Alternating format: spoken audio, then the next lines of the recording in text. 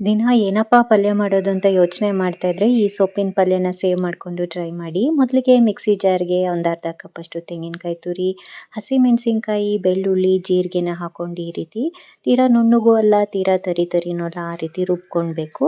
ನಂತರ ಒಂದು ಬಾಣಲೆಗೆ 2 ಸ್ಪೂನಷ್ಟು ಎಣ್ಣೆ, ಸಾಸಿವೆ, ಜೀರಿಗೆ ಹಾಕ್ಕೊಂಡು ಕರಿಬೇವನ್ನು ಹಾಕಿ ಚಿಟ್ಕೊಟ್ಟಿದ್ಮೇಲೆ ಒಂದು ಈರುಳ್ಳಿನ ಸಣ್ಣದಾಗೆ ಕಟ್ ಮಾಡಿ ಹಾಕಿ ಒಂದು 2 ನಿಮಿಷ ಬಾಡಿಸ್ಕೊಡೋಣ. ನಂತರ 1 ಕಪ್ಪಷ್ಟು ಬೇಯಿಸಿರೋಂಥ ಹಲಸಂಡೆ ಕಾಳನ್ನು ನಾನಿಲ್ಲಿ ಹಾಕೋತಾ ಇದ್ದೀನಿ.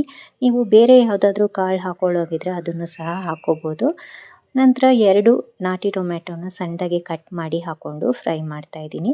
ಇದೆಲ್ಲ ಚೆನ್ನಾಗಿ ಒಂದಕ್ಕೊಂದು ಹೊಂದ್ಕೊಂಡ ನಂತರ ರುಚಿಗೆ ಎಷ್ಟು ಬೇಕೋ ಅಷ್ಟು ಉಪ್ಪನ್ನು ಹಾಕಿ ಮಿಕ್ಸ್ ಮಾಡ್ತಾ ಇದ್ದೀನಿ. ಈಗ ಇದಕ್ಕೆ 1 ಕಟ್ಟಷ್ಟು ದಂಟಿನ ಸೊಪ್ಪನ್ನು ಸಣ್ಣದಾಗಿ ಕಟ್ ಮಾಡಿ ಹಾಕೋತಾ ಇದ್ದೀನಿ. ನೋಡೋಕ್ಕೆ ಇಷ್ಟೊಂದು ಸೊಪ್ಪು ಥರ ಕಾಣಿಸುತ್ತೆ. 1 ನಿಮಿಷ ಇದನ್ನು ಬಾಡಿಸ್ತಿದ್ದಂಗೆ ಇದರ ಅರ್ಧದಷ್ಟು ಆಗೋಗುತ್ತೆ. ನೋಡಿ ಸೊಪ್ಪೆಲ್ಲ ಚೆನ್ನಾಗಿ ಬೇಯಬೇಕು. ನಾವು ಹಾಕಿರುವಂಥ ಕಾಳು ಟೊಮೆಟೊ ಜೊತೆಗೆ ಚೆನ್ನಾಗೆಲ್ಲ ಈ ರೀತಿ ಸೊಪ್ಪು ಹೊಂದ್ಕೊಂಡ್ಮೇಲೆ ನಾವು ರುಬ್ಬಿಟ್ಕೊಂಡಂಥ ಮಸಾಲೆನ ಇದಕ್ಕೆ ಹಾಕ್ಕೊಳ್ಳೋಣ.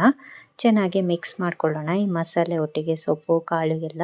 ಇದಕ್ಕೆ ನೀರು ಹಾಕೋ ಅಗತ್ಯ ಇಲ್ಲ, ಆದರೆ ನಾನು ಕಾಳು ಬೇಯಿಸುವಾಗ ಸ್ವಲ್ಪ ನೀರು ಉಳಿದಿತ್ತು. ಆ ಕಾಳು ಬೇಯಿಸಿರೋಂಥ ನೀರನ್ನು ಇದಕ್ಕೆ ಹಾಕೋತಾ ಇದ್ದೀನಿ.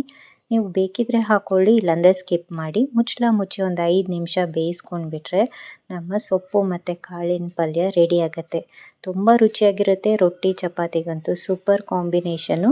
ಈ ಉರಿ ಬೇಸಿಗೆಗಂತೂ ಈ ರೀತಿ ಸೊಪ್ಪಿನ ಪಲ್ಯ ಮಾಡ್ಕೊಂಡು ತಿಂದರೆ ದೇಹಕ್ಕೂ ತುಂಬ ತಂಪು ಅಂತಾರೆ. ಸ್ವಲ್ಪ ಈರುಳ್ಳಿ ಕ್ಯಾರೆಟ್ನ ನೆಂಚ್ಕೊಂಡು ಲಾಸ್ಟಲ್ಲಿ 1 ಲೋಟ ಮಜ್ಜಿಗೆ ಕುಡಿದ್ಬಿಟ್ರೆ ಒಂದು ಒಳ್ಳೆ ಕಂಪ್ಲೀಟ್ ಹೆಲ್ದಿ ಮೀಲ್ಸ್ ಅನಿಸುತ್ತೆ. Thank you.